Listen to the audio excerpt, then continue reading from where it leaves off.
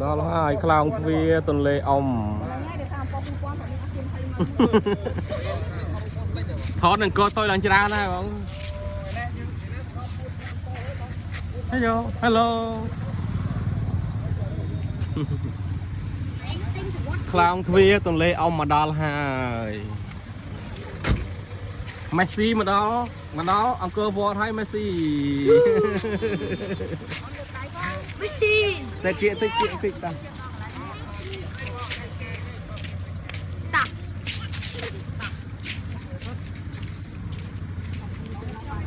nếu chăm láng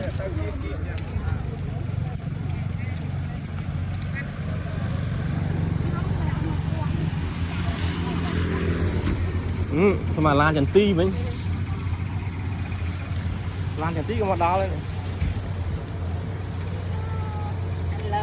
ôi tôi bồi thôm muối hello lẹ tỏ muối pi chạy chạy chạy phạt tôi